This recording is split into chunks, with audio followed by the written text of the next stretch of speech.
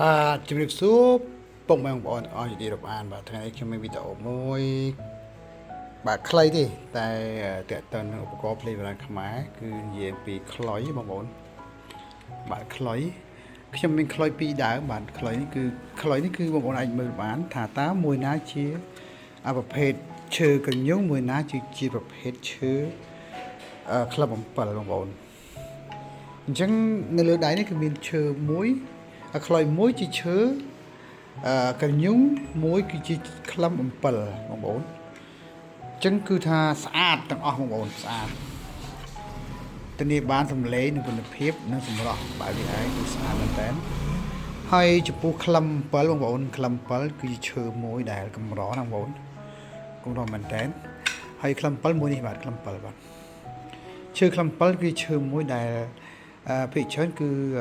ខ្មែរយើងតែមានជំនឿថាជាឈើដែលបារមីអញ្ចឹងណាហ្នឹងហើ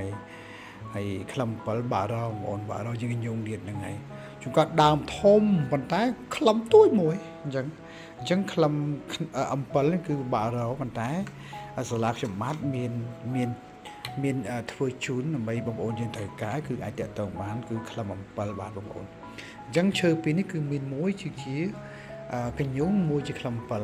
ហើយក្លឹមអំពិលមួយនេះបងប្អូននេះក្លឹមអំពិលនេះគឺខ្មៅដែរហើយមួយនេះគឺជាកញ្ញូងឈើកញ្ញូងយើងបាទស្អាតធានាបានសម្លេងនិងគុណភាពបងប្អូនតាក់ទង